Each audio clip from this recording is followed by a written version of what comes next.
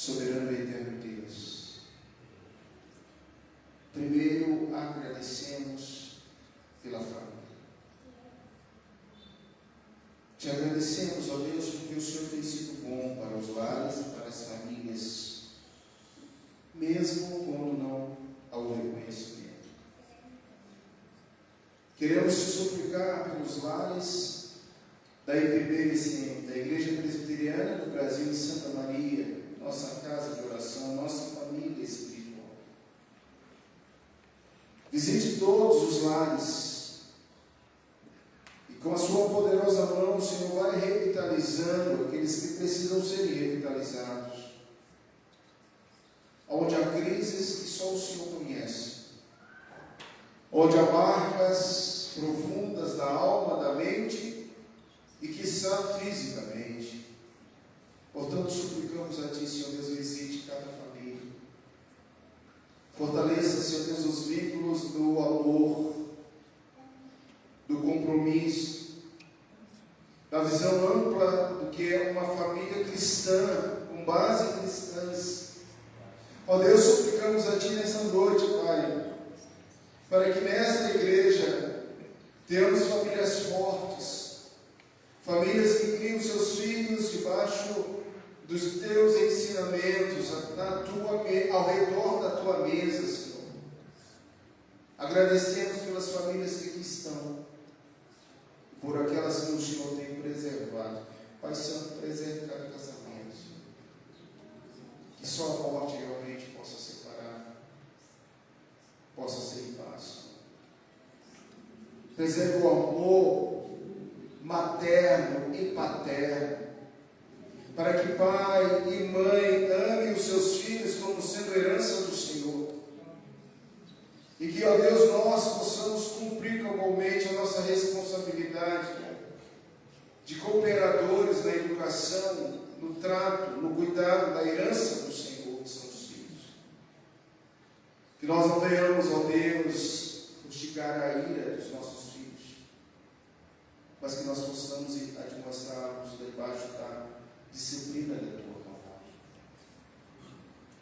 Ó Deus, seja com os filhos, a fim de que também honrem seus pais, amem os seus pais, sejam gratos por eles, e que o lar e a família possa ser realmente algo prazeroso, dirigido por Ti, Senhor.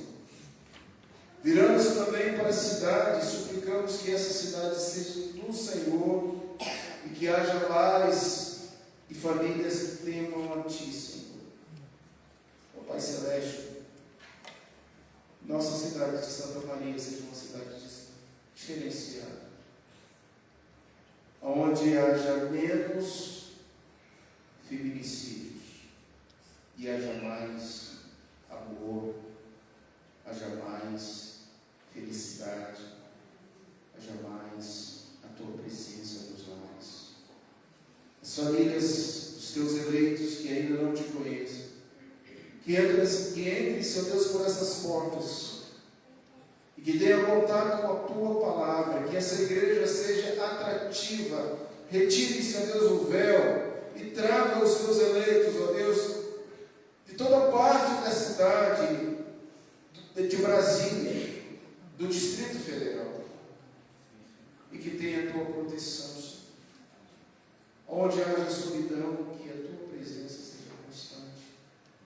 Onde haja falta de respeito, que haja o respeito, o temor.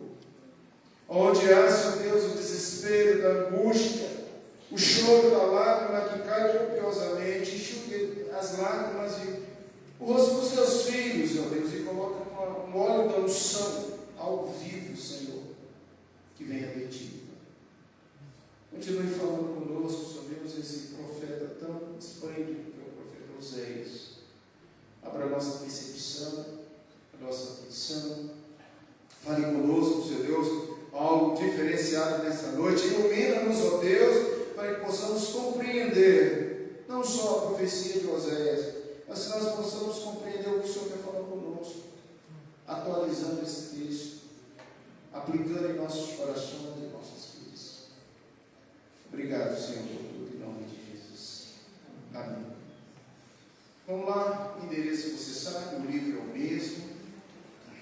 Estamos hoje inaugurando o terceiro capítulo. De 14 já estamos no terceiro capítulo. Deus tem sido bom e temos andado e conhecido um pouco da profecia de Oséias. Oséias capítulo 13, versículo 1 ao versículo de número 5. O tema que a versão atualizada traz para nós é a longanimidade de Deus. Disse-me o Senhor: vai outra vez, ama uma mulher amada de seu amigo e adúltera, como o Senhor ama os filhos de Israel, embora eles olhem para outros deuses e amem bolos de passas. Compre-a, pois para mim, para por 15 peças de prata e um homem de meio de cevada. E diz: tu esperarás por mim muitos dias, não te prostituirás, nem serás de outro homem, assim também eu te esperarei. Porque os filhos de Israel ficarão por muitos dias sem rei, sem príncipe, sem sacrifício, sem coluna, sem escola sacerdotal ou ídolo do lar. Depois tornarão os filhos de Israel e buscarão o Senhor, seu Deus, e a Davi, seu rei. E dos últimos dias, tremendo, se aproximarão do Senhor, da sua vontade. Meus irmãos queridos, nessa noite, nosso objetivo é abordar o prelúdio dos próximos capítulos. Até o capítulo 12 você tem as profecias. Mas a partir do capítulo de número 3, você tem agora uma introdução, um introito, um prelúdio a respeito daquilo que o livro representa. Até aqui o que nós temos visto é que essa profecia está relacionada ao não relacionamento com Deus. Palavras fortes já foram usadas aqui. Jezreel, que é Israel, seria destruído, uma grande carnificina iria acontecer. Ludmim não é meu povo, não tenho compaixão. E também exposto aqui uma terceira qualidade negativa inerente e referente a esse povo que é a igreja, que é o Israel, em relação ao não cumprimento, ao não ser realmente povo de Deus. Não meu povo. 3 abordagens a respeito dessa participação, dessa profecia, que agora começa a mudar. A partir de então, agora a gente começa a observar algo novo. E o nosso texto, que é o capítulo 3, é um pequeno prelúdio. Mas eu quero te convidar, antes da gente entrar no nosso texto dessa noite, a participar de um casamento judaico. Você já participou do casamento judaico? Eu fico assim muito curioso em saber por quê. Talvez Larissa uma hora pode explicar para a gente por quê quebra-se tanto prato no casamento inteiro. Parece que há ali uma explosão de energia em que em certa parte do casamento judaico, que compõe de 3 processos. Você tem um período do noivado, que é antes propriamente do casamento. O noivado é um compromisso formal que os prudentes assumem na escolha do cônjuge. Provavelmente existe até em algumas famílias mais tradicionais o arranjo, a escolha do cônjuge por parte do pai. Depois tem o contrato matrimonial, o pagamento do dote, ainda era visto e é visto no casamento, principalmente no casamento bíblico e no antigo da palavra de Deus.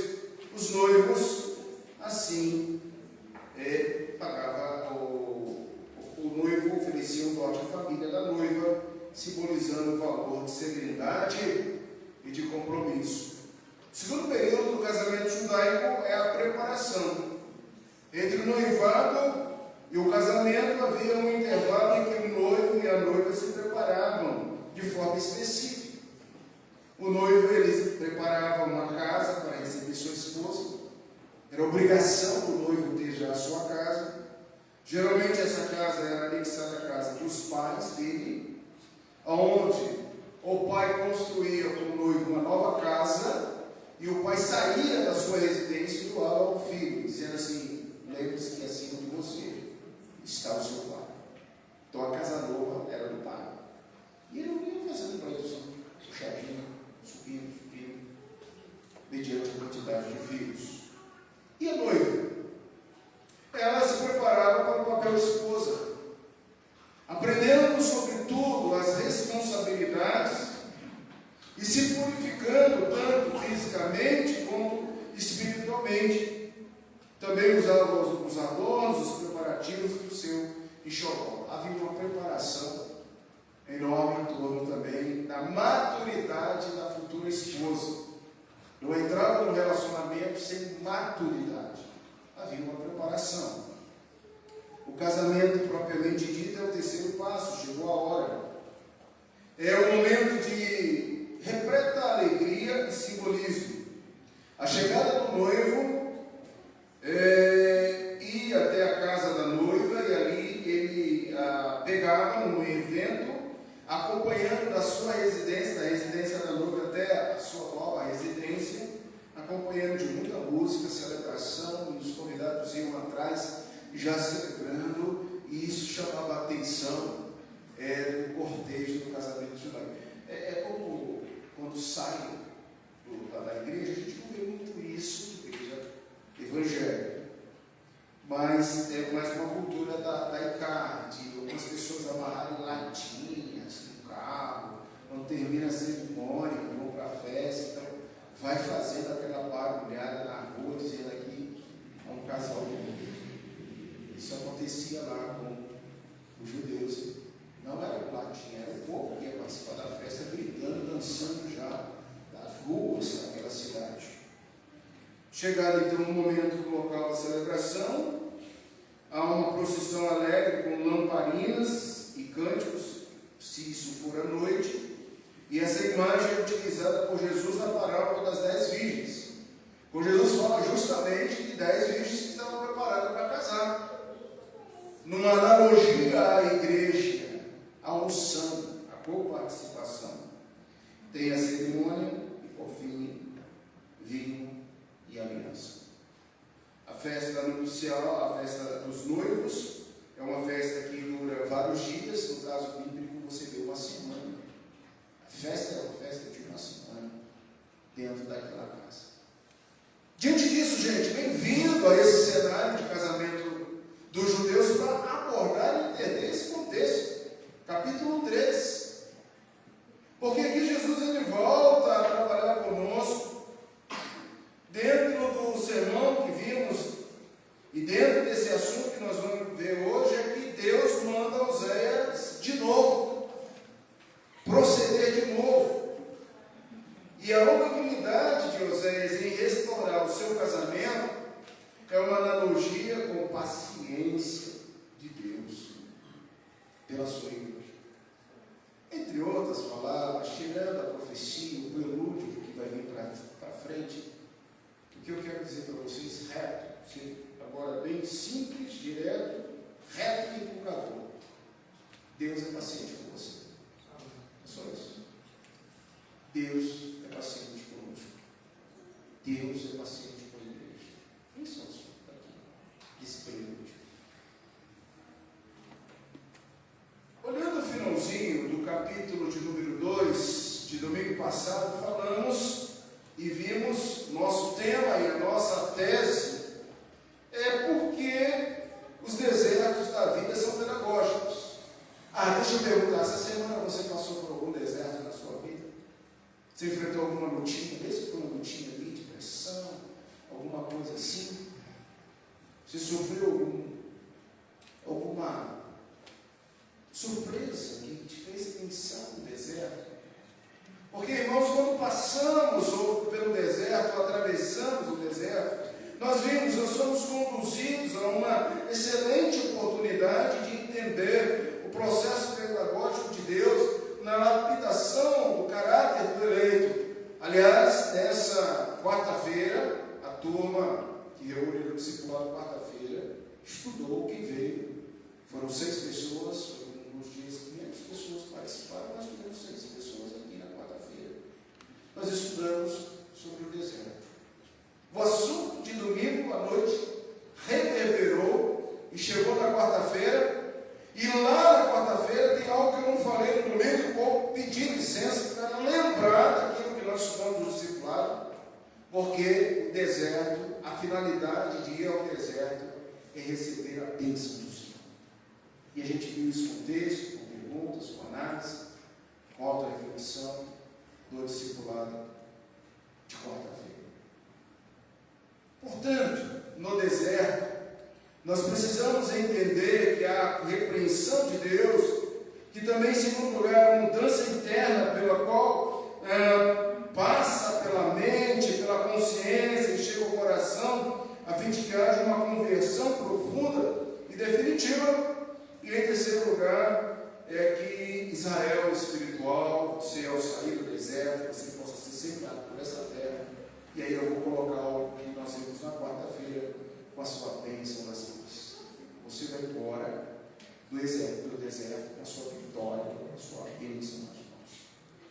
Meu resumo dessa noite, meus irmãos, está trazendo à luz do texto que nós lemos, que a corrupção dos regenerados são perdoadas e mortificados em Deus.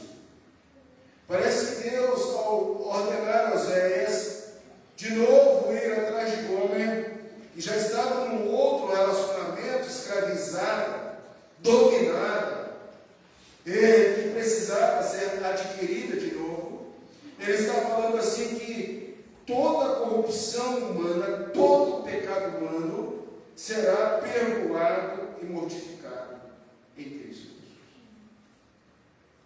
Isso traz para nós uma percepção maravilhosa, irmãos, quando olhamos e observamos o que Oséias, nessa história, nesse prelúdio, e aí eu chamo a sua atenção para verificar esse contexto, onde ele todo é colocado na primeira pessoa. Oséias está falando assim, na primeira pessoa. Ele não usa retórica alguma nesse contexto.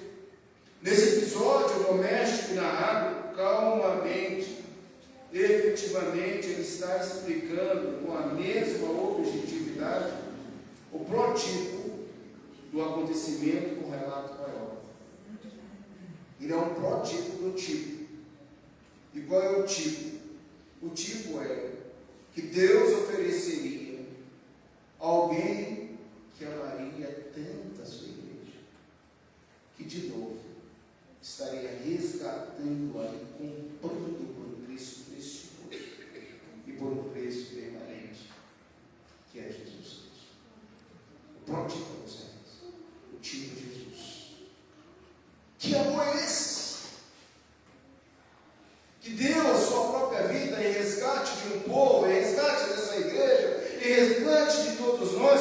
Que amor é esse? Um casamento perfeito, que ele é o noivo e você é noiva, que ele é longânimo e perdoador e misericordioso, e que diz assim: não, eu vou de novo, eu vou de novo, eu vou de novo, eu vou de novo, restaurar essa relação permanente, que é a relação nossa com o Pai, nossa com Deus. Irmãos, dito isso, cabe-me anunciar o tema dessa noite. Olha para o verso de número 1. O versículo de número 1 diz: disse-me o Senhor, vai outra vez. O tema dessa noite, vai outra vez. Antes da gente abordar, sempre fazendo uma analogia ao relacionamento conjugal, ao relacionamento familiar, essa é uma palavra que tem que estar na nossa cabeça. Não sei quantos anos de matrimônios você tem, mas nós estamos perto de completar quanto? 20? 29. 29, obrigado, esposas. Eu ia falar 30, eu sempre comento não sei porquê. 29 anos. Eu não sei se você tem mais de 29 anos de relacionamento, ou menos de 29 anos. Mas eu quero dizer algo para você nesse momento. É preciso ir várias vezes. Vai mais uma vez, vai mais outra vez, vai mais uma vez. Tenha longanimidade, tenha perseverança. Um relacionamento, ele passa pelo teste da longanimidade. Vai outra vez, Oséias. Mas eu não quero o homem. Vai outra vez, Oséias. Mas eu rejeito o homem. Vai outra vez, Oséias. Vai mais uma vez buscar o diálogo. O relacionamento é cortado quando não tem paciência, quando não existe paciência em ir outra vez buscar um diálogo. Quando não tem paciência em procurar a solução. Quando não tem aquilo que do cristão é mais cobrado, que é a perseverança. E eu vou dizer algo para você: sem perseverança, ninguém verá a Deus. Mas a perseverança é algo que o próprio Deus dá. Não é algo que você tem. Irmãos, quantos e quantos casamentos, quantas e quantas famílias são destruídas porque não há a possibilidade de ir outra vez. Vai outra vez, Oséias. Em primeiro lugar, vai outra vez fazer o que o texto diz no verso 1. Grife aí, acha aí. Vai outra vez e ame uma mulher como o Senhor ama os filhos de Israel. É importante, irmãos, entender no verso 1 que teria sido por demais impressionante aquilo que Oséias estava descobrindo. Apesar de tudo, ele ainda amava a sua esposa infiel. Então ele venha perceber que o amor de Deus deveria ser assim também, um amor que profundo, um amor que transpõe as limitações, um amor sacrificial, um amor perdoador, um amor galardoador. Mas na realidade foi o contrário, foi o amor de Deus que reacendeu o de Oséias, quando o Senhor disse: vai outra vez, ama uma mulher, ame essa mulher, a sua mulher, que eu lhe dei, para que você pudesse cumprir as profecias. Aqui no hebraico tem um imperativo simples.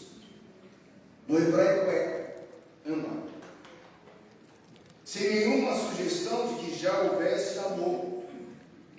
Porque, irmãos, amar quando haja amor ou quando estamos apaixonados é fácil.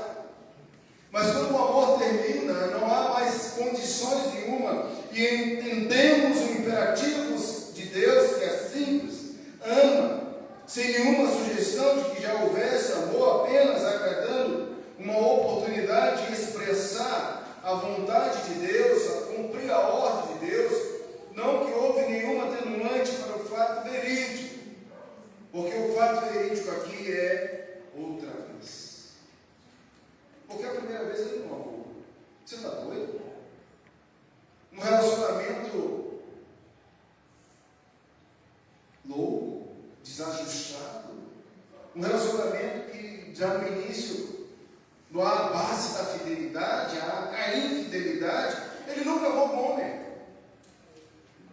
Mais uma vez o Senhor diz: vai de novo. Não houve nenhuma atenuante para o fato verídico. Outra vez, na ordem divina, foi uma defrontação com o fato de que velhas feridas teriam de ser reabertas. Um relacionamento, uma família louca, desviada, uma família que não há a presença de Deus, uma família onde há a quebra da aliança, do respeito, da mutualidade, de Cristo no centro. É uma família que abre feridas. É como se eu dissesse para você que já passou por um processo de ruptura, de separação, de divórcio, e falasse para você: casa de novo com essa pessoa. Irmãos queridos, a infidelidade confia no relacionamento. O Senhor ensina isso. Dormir com uma pessoa que já te traiu. Dormir com uma pessoa que já te fez mal. Mas agora, Oséias, ele vai ter que enfrentar de novo, reabrir de novo essas feridas, que para nós é adultério. Porque Deus mandou casar com adulta.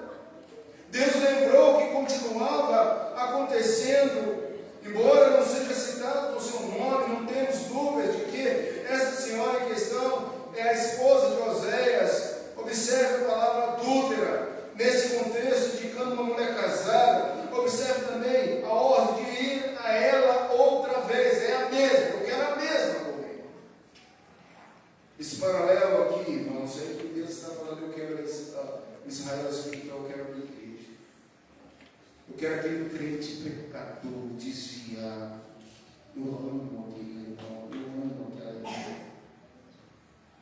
Eu não desisto daquela ovelha. Quantas vezes você já tentou fugir da presença de Deus? Quantas vezes você já tentou ir embora? Quantas vezes você disse: eu não quero esse Deus, eu não quero essa fé, eu não quero ser crente, eu odeio ser crente. Mas o amor de Deus foi lá e te resgatou com a sua mão poderosa e disse: venha, filho meu, venha, filha minha, eu te abraço, eu te dou sustento, eu te dou consolo, eu te dou conforto, eu te dou aquilo que você precisa, machucada, ferida, escravizada, dominada, jogada fora, sem ânimo, sem moral, sem caráter. Venha, filha. Venha, filha. Paralelo, irmãos, de outra vez, é o paralelo com Israel, a esposa a quem Deus permanece fiel. Outra possível leitura é da expressão da Septuaginta, em que coloca a amada de e apaixonada por, como se encontra lá na Septuaginta, que mostra que todo mal em lugar de amante, ou amigo, ou réu, demonstra-se pela ação de amar, simplesmente obedecer a amar. Essas leituras, queridos, envolvem não apenas mudanças de vogais ou de vocal, mas também os termos motivos suficientes para preferir o texto em que aqui está. Vai outra vez. Em primeiro lugar, e ande uma mulher como o Senhor. Assim Oséias consegue captar, queridos, como nenhum outro escritor, a força do amor de Deus pelos seus eleitos. Por isso ele se recusa a aliviar o sofrimento do relacionamento através de uma transigência ou de uma desistência. Ele ama tais pessoas apesar de suas esparafatosas infidelidades. Embora eles olhem para os outros deuses, é o que termina o verso de número 1. Eles olham para outros deuses e amam bolos de passas. Aqui nós podemos entender que ainda que um eleito insista em adorar outros deuses, ou outro Deus, Deus continua. Ele resgata, Ele perdoa, Ele é longânimo.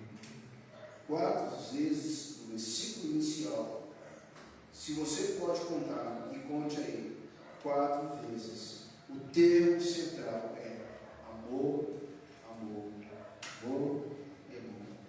Cada vez dando um significado nobre a uma palavra, numa dissonante proximidade com o que é desprezível. Eu amo e eles não me amam. Talvez, irmãos, no seu lar, tudo que você queira é um pouquinho de gratidão do parceiro, do cônjuge, do filho, da filha, de quem mora com você. Talvez tudo que você queira um pouquinho é que essa pessoa possa virar para você e dizer assim: minha mãe, muito obrigado. Meu pai, muito obrigado.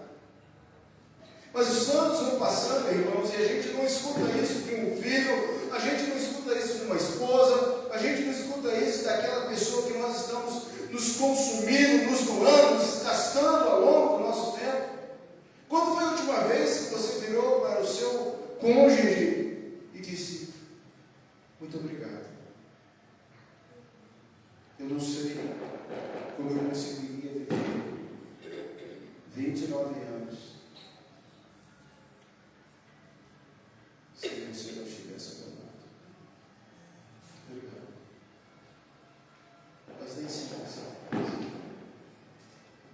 Nem sempre você escuta isso.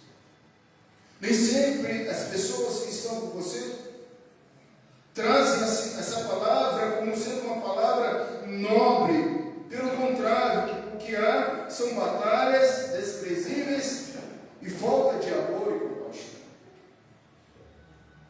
Oséias nunca ouviria isso de novo, nem depois desse segundo momento. Mas o Senhor disse: vai, outra vez, e ame como o Senhor. Segundo lugar, irmãos, outra vez, vai e compra. Verso 2, dê uma olhadinha. Comprei-a, pois para mim, por 15 peças de pratas, um homem meio de cevada. Percebe-se aqui nesse texto que a simples palavra comprei, comprar, entende-se de onde ela foi, até que ponto ela estava prisioneira, e de que foi o primeiro passo que Oséias teve de dar para cumprir a ordem de amá-la. Ia doer no seu bolso, além de não querer estar com essa pessoa. Eu vou ter que gastar dinheiro, comprar essa infeliz e botar dentro da minha casa. Eu vou ter que ter paciência, olhar para essa cara de novo. E o Senhor disse: vai, compra, gasta dinheiro, gasta recursos.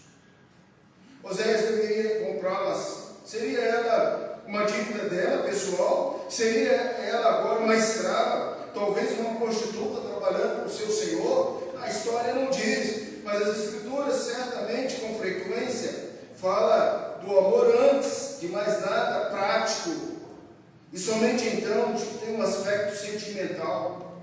O amor é prático, depois vem o sentimento. É que nós estamos numa cultura que primeiro nós valorizamos o sentimento e esquecemos que um casamento, um relacionamento que não é louco, que é dirigido pelo Senhor, um casamento assim tem responsabilidades, há gastos, custos. Vamos ser sinceros, irmãos, quando você casou, você não pensou que você teria que fazer compra, você teria que comprar material higiênico para sua esposa, que você teria gastos e gastos e gastos. Tem gente que acha que está apaixonada, mantém uma família, mantém um lar. Primeiro é prático. Tem que ter consciência, tem que trabalhar, tem que sustentar, tem que ralar, tem que participar.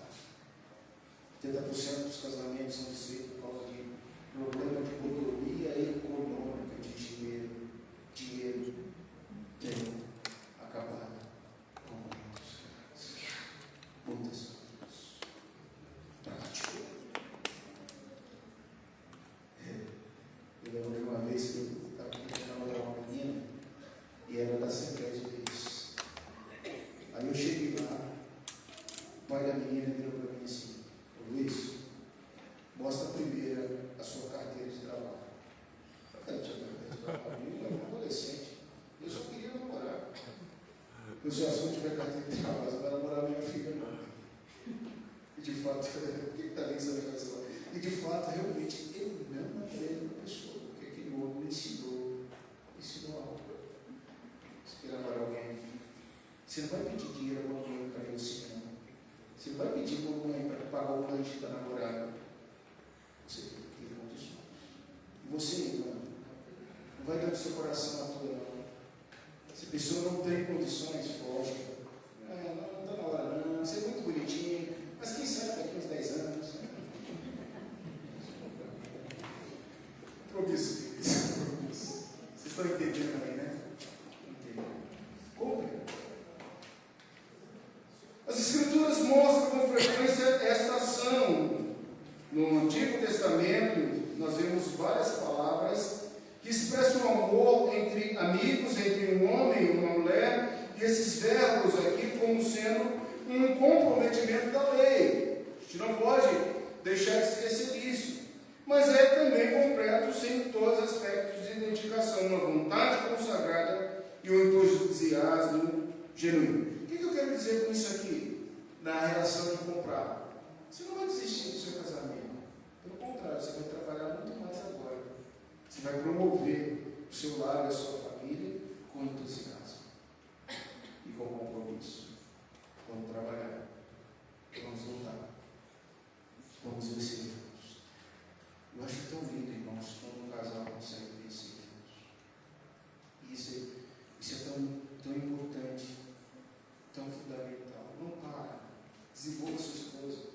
Esposa, se você é desenvolvida, desenvolve seu marido, vai estudar, vai crescer, vamos.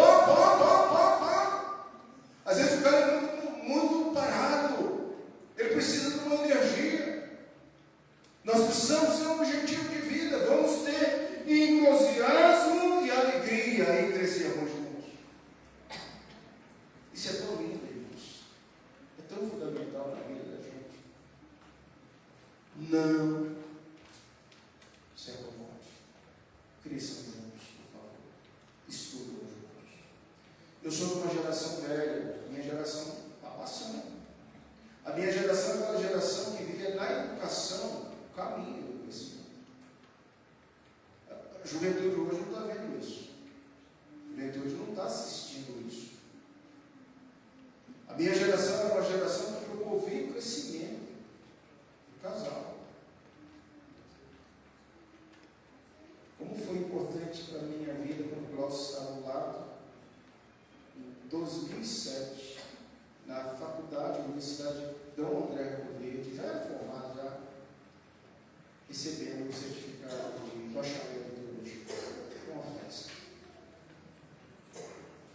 2007, em Valência, recebendo o diploma de Direito. Anos depois, eu estava na UniceuB, já aqui, ao lado da Glaucia de Thalita, e a gente, ali no nervosismo, ela fazendo a dissertação, então ela nervosa, a gente no cantinho lá, e ela Thalita. E quando a professora disse, aprovado. Aí veio a festa. Aí valeu o papo que a gente teve no início da nossa jornada, de uma ajudar o outro a crescer. Você pode fazer isso, não importa a idade que você tem. Mas você pode. Promova. Compre-a. Gaste o que você tem para a edificação do seu lar, da sua casa, da sua vida, do seu casamento. Oséias, compre de novo. Você tem recurso. Vai lá de novo. Mesmo amando Deus, estou andando. Faça isso. Terceiro e último lugar, Deus. Ide. Aí nós temos coisas muito profundas aqui. Do verso 3 ao verso 5, leia na palavra de Deus, ele tem que dizer algo para ela.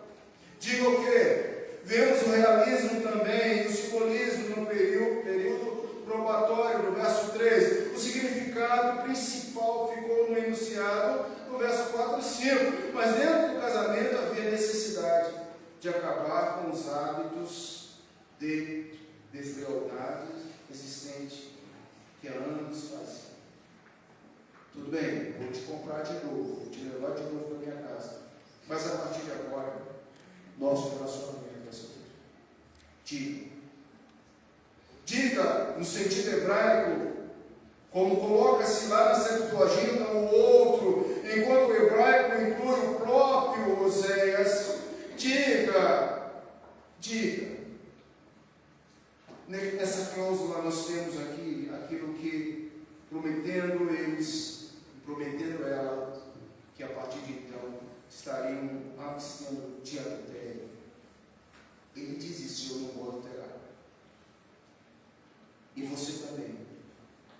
Ele está falando aqui em adiar o próprio relacionamento sexual, e não terás relação com um homem, nem eu contigo. Vou te levar para minha casa, mas a prática sexual não vai haver. Lembre-se que no meio século de prosperidade, era tudo que os ouvintes de Oséias, na sua maioria, podiam lembrar, embora nuvens já se formassem à distância. Nada além da advertência divina transmitida por Amós e por Oséias sugeria a Israel a calamidade que estava por vir, a escravidão que chegaria, o exílio que chegaria. Eles não lembravam mais do que o Deus fez com eles no Egito, do Deus que fez com eles no deserto. Eles não lembravam de mais nada. É preciso voltar-se e purificar-se. O que é notável a respeito desta profecia é que, em primeiro lugar, a ameaça dos próprios esteios da vida que Israel conhecia então coisas tão ambiciosas, boas, ruins e medíocres, como sendo no fundo, uma vontade. Esses aspectos da sua vida eram certamente uma mistura, um extremo que havia o sacrifício, uma importante ordenança de Deus a outros, ter afins, ídolos do lar, que embora aqui é mencionado em Gênesis 31:19 também, nós vemos que levavam o objetivo a transgredir os mandamentos que o Senhor Deus havia pré-estipulado. Amados queridos, uma prova real de sinceridade encontra-se na palavra de Davi, seu rei, em termos de Israel, a quem Oséias dirigiu o significado assim: uma descida do orgulho de serem independentes das tribos do sul, terem um reino rival, santuário e sacerdote, e como o contexto diz, festas festivas, bezerros de ouro, outros deuses, liberdade de ter escola sacerdotal, ídolos dos lares. Depois da queda do seu reino em 722 a.C., houve então um lento retorno desses convertidos do reino de Davi. Mas aqui em Oséias, ele está olhando para o futuro distante. Ele está olhando para nós também. Ele está olhando para os últimos dias, o grande dia do Senhor, em que, veja, no final do verso 5, se aproximarão, o futuro no presente, aproximarão do Senhor e da sua vontade. Oxalá isso venha acontecer conosco. Devemos ter ciência e discernimento de que mesmo com a queda do homem, do pecado original, do seu castigo, como expresso na confissão de fé, essa corrupção da natureza persiste durante esta vida, naqueles que são regenerados, embora seja perdoado e mortificado por Cristo, todavia, tanto ela como os seus impulsos são real e também propriamente pecado. Em síntese, quando você olha para o Tiago 3,2, porque todos tropeçaram em muitas coisas, se alguém não tropeça no falar, é perfeito varão, capaz de refrear também todo o seu corpo. E 1 João 1:8-10, se dissermos que não temos pecado nenhum, a nós mesmos nos enganamos, e a verdade não está em nós, se confessarmos os nossos pecados. Ele é fiel e justo, para nos perdoar os pecados e nos purificar de toda a justiça. E Provérbios 29, quem pode dizer, purifiquei o meu coração, limpo estou do meu pecado? Em síntese, prelúdio é o seguinte: embora esse povo busque outros deuses, embora Israel mate o Deus Todo-Poderoso vivo, que não matou e nem nunca matará, mas que trocou, se prostituiu e adulterou pelos Baalis da vida, eu continuo sendo Deus. Eu sou longânimo e perdoar, em curar e em sarar. Como deve ser o caráter da noiva de Cristo? Como deve ser o teu caráter? Como deve ser o meu caráter? O caráter da igreja é uma expressão utilizada nas Escrituras para refletir a igreja nos atributos que agradam a Deus, segundo a palavra do Senhor. Essa metáfora, especialmente elaborada no Novo Testamento, destaca-se uma relação de amor, fidelidade, pureza entre Cristo e a igreja. Que coisa boa. A gente não ensina às vezes. Aqui estão algumas características fundamentais que a noiva de Cristo deve buscar e desenvolver. E eu sinto sugestões para vocês para ir terminando: santidade, pureza, amor e devoção, fidelidade. Isso deve haver no nosso relacionamento com Jesus, o noivo, que nos aceitou do jeito que nós éramos. Santidade e pureza, amor e devoção e fidelidade. O caráter de Cristo, o caráter, melhor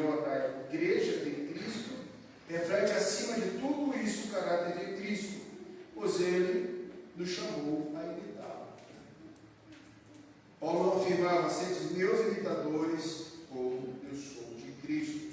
Assim a igreja deve amar o Senhor, porque Ele nos comprou. Diga à igreja, é preciso haver santidade. Diga à igreja, é preciso haver amor e devoção. Diga à igreja, é preciso haver fidelidade. Vamos terminando nossa reflexão dessa noite. Eu tenho que levar isso para a aplicação. O que esse texto te ensina nessa noite, como um aspecto fundamental para a sua vida? O final de Oséias 3. Veja, capta a profunda santidade do Evangelho. Veja se isso aqui não é Evangelho no Velho Testamento. Como o aniquilamento das estruturas complexas, corrompidas pelos homens. Verso 4. Vemos um povo voltando, buscando o Senhor, o seu elogio, e vindo a Ele com profundas penitências, mais uma vez, que se aproximam da sua bondade e da sua longanimidade, com confiança naquilo que o Novo Testamento chama de graça. Está na igreja, na graça. Se alguém está aqui nessa noite, bater no peito e dizer para mim ali fora, pastor, eu mereço ser crente, eu mereço estar na igreja, eu mereço ser salvo, eu vou dizer para você, merece jogar bem a condenação e a morte dele. Mas foi pela graça do Senhor que você está aqui. Não há presunção e orgulho que nos faz pensar com carinho nesse amor que ultrapassou o Velho Testamento e chegou no Novo Testamento com uma dor total, uma dor de um desviado do Evangelho, uma dor de alguém que abortou o caminho do Senhor. A experiência que pode ser profundamente emocional e espiritual. E essa experiência, meu amado irmão, são vários fatores, como a culpa, o sentimento de distância de Deus, ou até a saudade de uma vida espiritual mais próxima. No entanto, é importante lembrar que Deus é cheio de amor, de misericórdia, sempre disposto a receber de volta aqueles que se arrependem e desejam retornar a Ele. Irmãos, não tenham vergonha se alguma vez acontecer na sua vida um infortúnio, um acidente, e você deixar os caminhos do Senhor, mas o Senhor, com a sua mão santa e poderosa, for lá e te resgatar, volte para a casa do Senhor. Eu tenho, ao longo dos meus anos, mais de 30 e poucos anos de ministério, uma coisa que dói muito no coração, ouvir uma ovelha dizendo assim, pastor, eu tenho vergonha de voltar para a igreja. Eu tenho vergonha daquilo que os irmãos vão falar. Eu tenho vergonha de sentar nesses bancos. Irmãos, não tenha vergonha. Volte para os pés de Jesus, Ele te ama, Ele é bondoso, Ele é misericordioso. E quem somos nós para julgar fulano, beltrano e ciclano? Se Deus diz assim, eu o amo, eu perdoo, eu tenho misericórdia. É uma ordem que Ele dá a nossa vida. Ame de novo. Deus nunca desiste. Deus nunca desiste dos seus eleitos. O que é preciso ter é arrependimento. O que preciso ter é uma pessoa que está distante, será acolhido. A igreja não vai te acolher, seja para quem for. Em último lugar, relembrar que a graça de Deus não depende do nosso mérito, mesmo quando se desvia-se. Ele permanece mesmo, pronto para acolher. Romanos 5, 20. Que Deus nos abençoe. Que você essa semana possa orar e continuar orando com sinceridade, mesmo que pareça difícil. Fale com Deus abertamente. Ele ouve as suas orações, nas decisões que você vai tomar. Continue orando ao Senhor. Leia a palavra de Deus. A Bíblia é um alimento para a alma. Comece